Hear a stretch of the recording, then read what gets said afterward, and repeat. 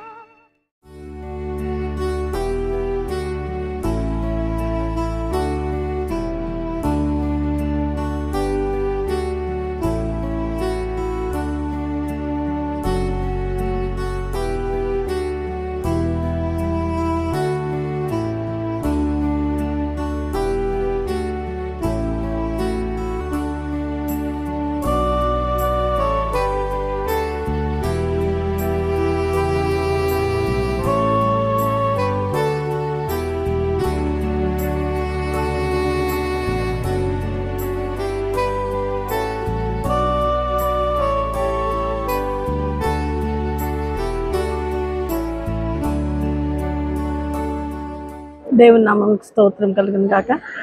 ప్రియ సంగమా, ఈరోజు మనము ఫలించి అభివృద్ధి పొందుట అనే అంశం మీద చిన్న సందేశాన్ని మాట్లాడుకుందాం.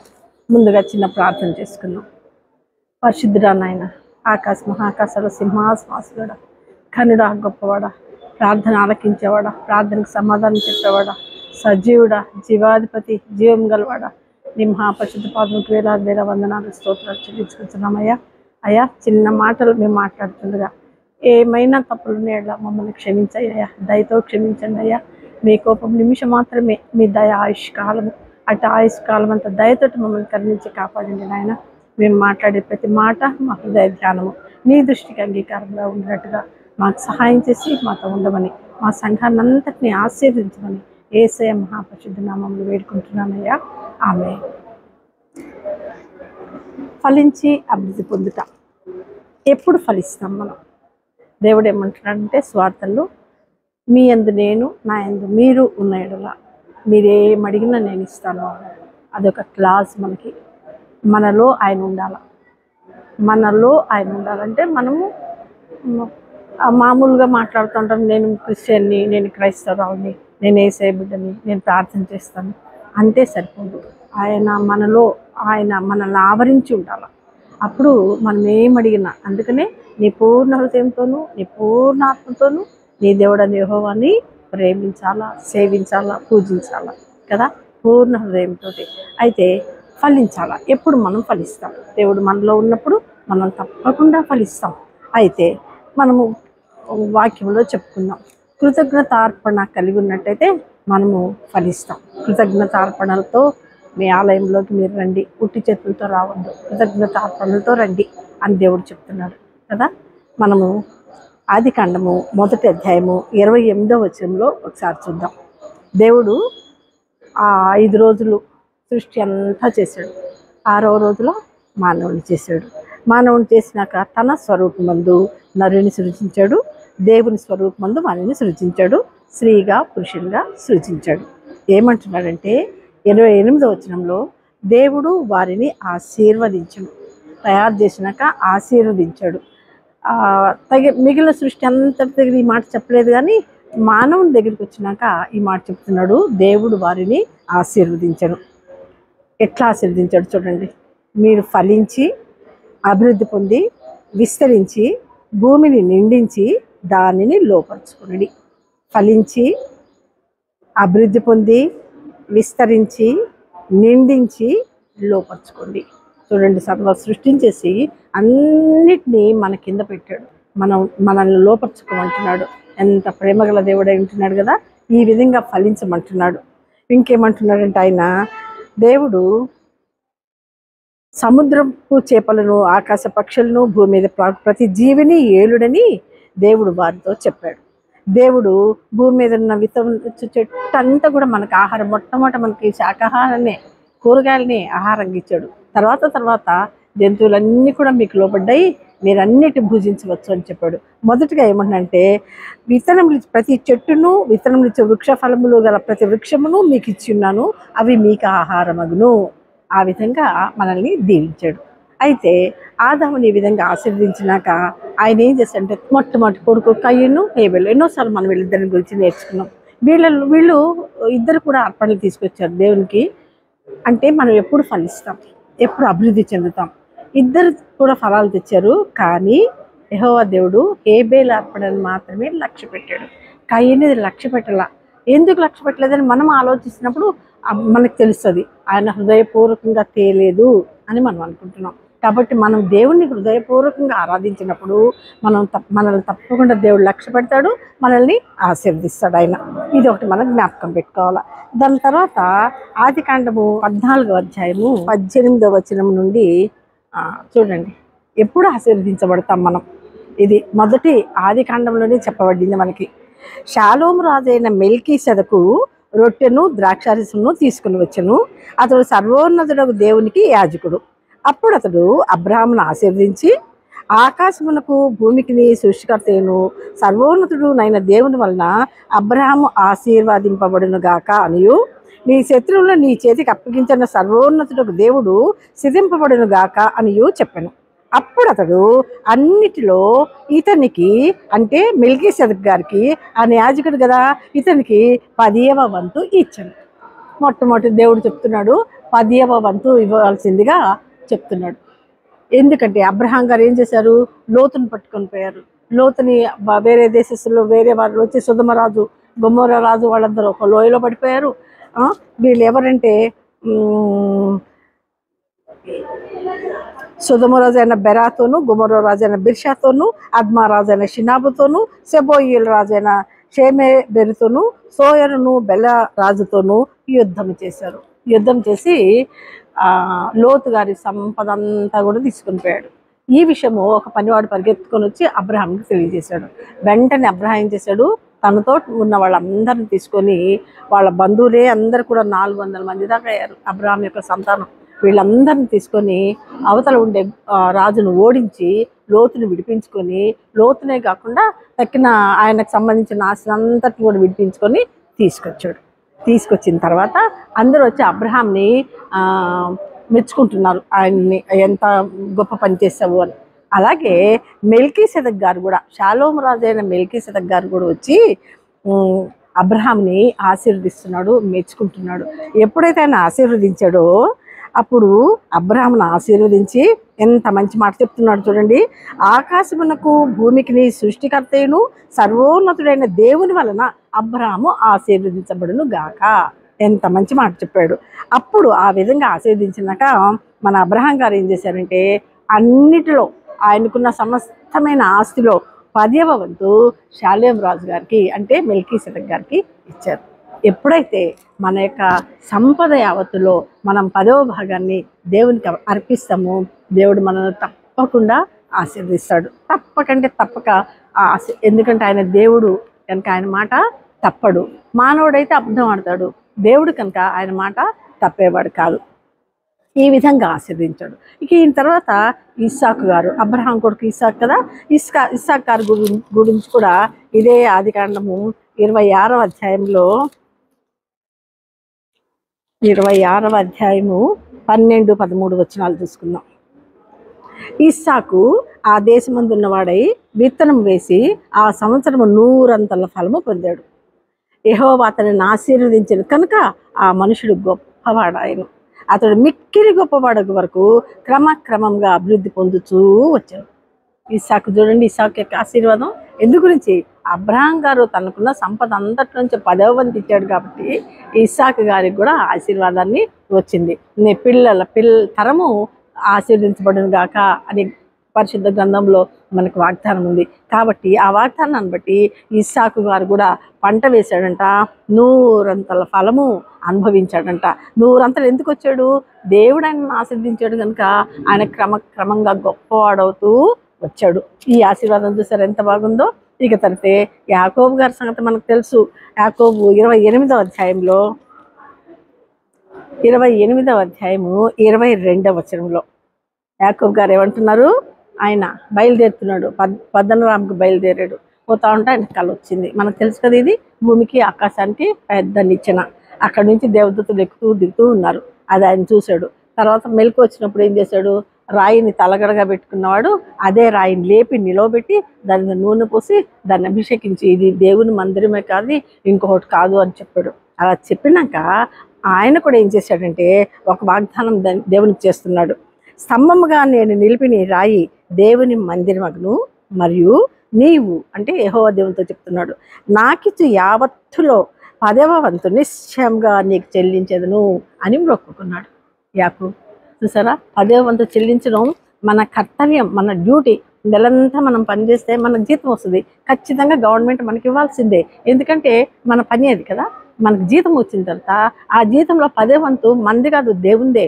ఒకవేళ ఆ ఉద్యోగమే మనకు లేకపోతే మనం ఎక్కడి నుంచి డబ్బులు ఇస్తాం, గవర్నమెంట్ మనకి ఎందుకు ఇస్తుంది కదా.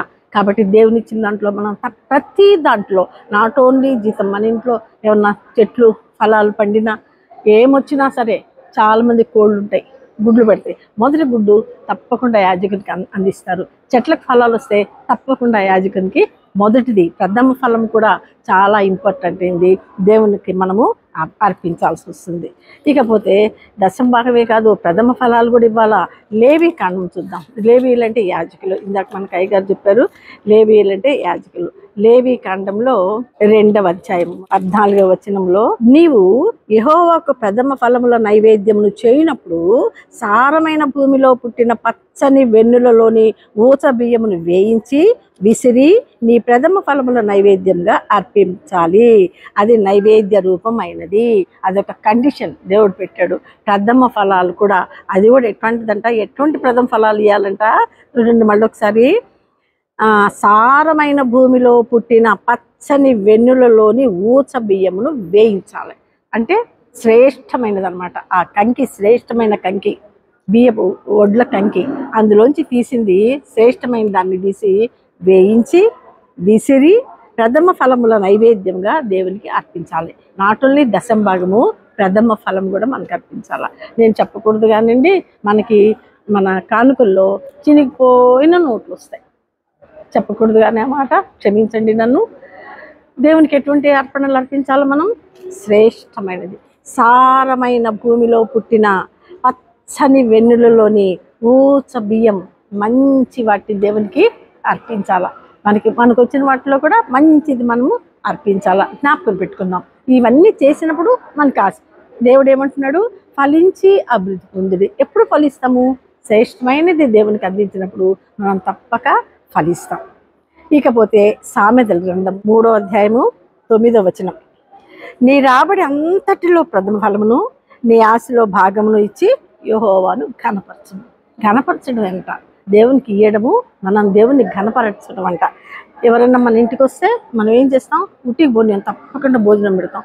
మనకు దగ్గర వాళ్ళు అయితే చాలా కాలానికి వస్తే బట్టలు కూడా పెట్టి పంపిస్తాం మనం కదా. ఎందుకు? వాళ్ళని ఘనపరుస్తున్నాం అనమాట, వాళ్ళని గౌరవిస్తున్నాం అనమాట. అటకనే మన దేవునికి రాబడి అంతట్లో ప్రథమ ఫలమును ఆస్తిలో భాగమును ఇచ్చి యెహోవాను ఘనపరచాల. అప్పుడు నీ కొట్లలో ధాన్యం సమృద్ధిగా నుండును, నీ గానుగుల్లోండి కొత్త ద్రాక్షారసము పైకి పొరలి పారును. ఎంత ఆశీర్వాదం అండి ఇది! దేవుడిచ్చిన దాంట్లో 10వ వంతు ప్రథమ ఫలాన్ని దేవునికి ఇస్తే మనకి ఎంత ఆశీర్వాదం చూడండి. ఈ ఆశీర్వాదాన్ని ఎవ్వరు తీయలేరు.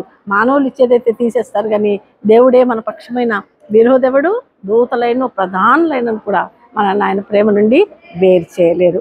ఇక మలాకి గ్రంథము, ఇది మీ అందరికి తెలుసు. మలాకి గ్రంథము 3వ అధ్యాయము 7వ వచనం నుండి కూడా చదువుకోవచ్చు కానివ్వండి. నేను 8వ వచనం నుండి చదువుతున్నాను. మానవుడు దేవుని యొద్ద దొంగిలినా అయితే మీరు నా యొద్ద దొంగిలితిరి. దేవుడు చెప్తున్నాడు, మీరు నా యొద్ద దొంగిలితిరి.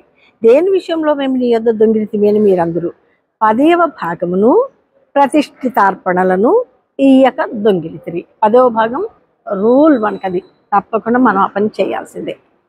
ఇక ప్రతిష్ఠితార్పణం అంటే ఏంటి? మనం మొక్కుకుంటాం, నాకు ఈ పని జరుగుతాయా, నీకు ఇది ఇస్తానయ్యా అని మొక్కుకుంటాం. ఆ ప్రతిష్ఠార్పణ తప్పక, మొక్కుకోకుండా ఉండడం మేలు, మొక్కుకున్నాక దాన్ని తప్పకుండా మనము దేవునికి ఇవ్వాల్సిందే. ఇవి ఇవ్వక మీరు నా దగ్గర దొంగతనం చేస్తున్నారు, దొంగిలుతున్నారు అంటున్నాడు దేవుడు. ఈ జనులందరూ నా యొద్ద దొంగిలుచునే ఉన్నారు. మీరు జాగ్రత్తగా వినండి, మీరు శాపగ్రస్తులై ఉన్నారు. అమ్మ బాబోయ్, దేవుని శాపం భయంకరం కదా. శాపగ్రస్తులంట. దేవుని దగ్గర దొంగిలితే, దశంభాగం ఇవ్వకపోతే, ప్రతిష్టార్పణలు ఇవ్వకపోతే, ప్రథమ ఫలములు ఇవ్వకపోతే దేవుడు శాపగ్రస్తాన్ని మీరు శాపగ్రస్తులై ఉంటారు అంటున్నాడు. మనం దానికి భయపడాలా.